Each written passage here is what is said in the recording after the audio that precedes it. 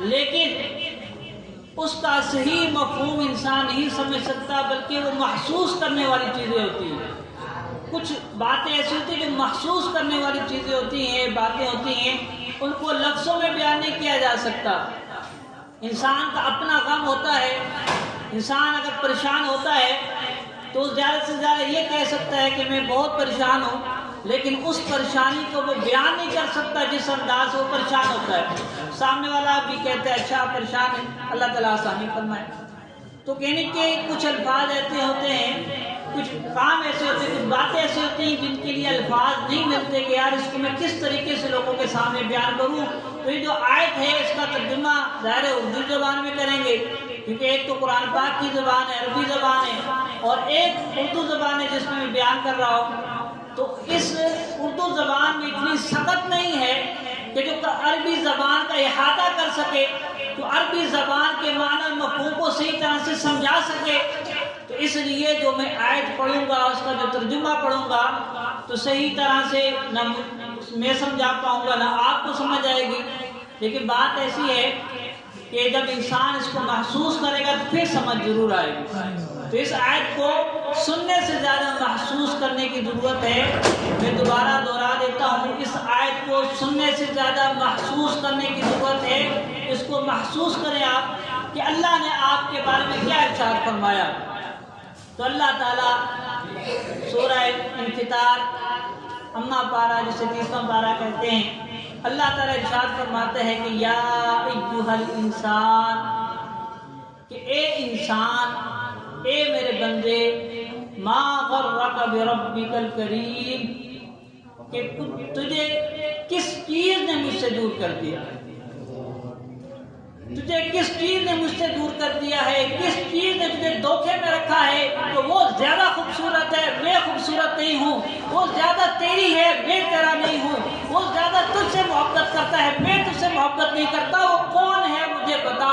یا ایھا الانسان، اے میرے بندے، ما غرک بربک الکریم، وہ کون ہے کہ جس نے تجھ سے مجھ سے دور کر دیا ہے۔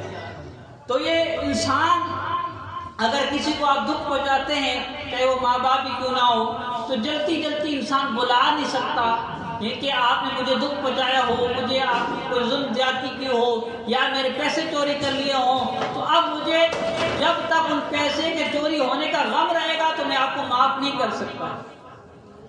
تو اس لیے غصے میں جب تک آپ معافی مانگیں گے بھی تو میں نے معاف نہیں کرنا۔ لیکن چونکہ اللہ تعالیٰ کو کسی گناہ پر کوئی نقصان نہیں پہنچتا، کسی غلطی پر اللہ تعالیٰ کو اس کا کوئی نقصان نہیں پہنچتا، تو اللہ تعالیٰ جب چاہتا ہے جس کو چاہتا ہے معاف کر دیتا ہے۔ تو اس لیے اللہ تعالیٰ اپنے گناہگار بندوں سے بھی ایسا نہیں کہ گناہگار بندوں سے محبت نہیں کرتا، صرف نیکوکار سے محبت کرتا ہے۔ اللہ نے لفظ استعمال کیا ہے یا ایھا الانسان، جو پرانی مردم شماری کے مطابق پوری دنیا میں 8 ارب انسان رہتے ہیں، کیا وہ سارے کے سارے اللہ سے محبت کرتے ہیں؟ اس میں تو سب سے بڑی تعداد جو ہے وہ عیسائی مذہب کی ہے، جو حضرت عیسیٰ علیہ السلام کو اللہ کا بیٹا مانتے ہیں، جو کہ شرک ہے، اور شرک کی کبھی معافی نہیں ہے، مشرک کی کبھی معافی نہیں ہے۔ تو اس لیے یہ تو نہیں کہا جا سکتا کہ اللہ تعالیٰ جو ہے وہ لوگ مومن ہیں، وہ تو عیسائی ہیں، عیسائی تو مومن ہی نہیں ہے، مشرک ہے۔ اسی طرح اس کے بعد دنیا میں دوسرے مذہب پہ لوگ، جو دوسرے نمبر پہ لوگ ہیں وہ مسلمان ہیں۔ اس کے بعد ملحد ہے، اس طرح بہت بڑی تعداد ہے۔ تو اچھی خاصی تعداد اللہ کو مانتی نہیں ہے، اللہ کو جانتی نہیں ہے، اور جو جانتی ہے وہ تعداد ان کے مسلمانوں کی، اس نے اللہ تعالیٰ کو اس طرح سے چھوڑ رکھا ہے، اپنی زندگی سے نکال رکھا ہے کہ جس طرح سے وہ مسلمان ہی نہیں ہے۔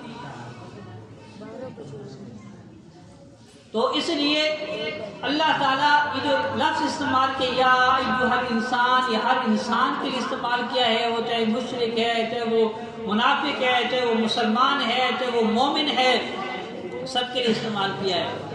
اب یہاں پر یہ بھی یاد رکھیں کہ خطاب کون کر رہا ہے، کہ مخاطب کون ہے اور مخاطب کون ہے، کہ فرما کون رہا ہے، بات کون کر رہا ہے اور کس کے لیے کر رہا ہے۔ جب انسان کو یہ پتہ ہو نا کہ بات کس کی ہے تو اس کی بات کی اہمیت بھی بڑھ جاتی ہے۔ اگر آپ کو پتا ہو کہ بھئی آپ کو چھوٹا بھائی آپ کو بلائے تو آپ نہیں جاتے، اور وہی بھائی آپ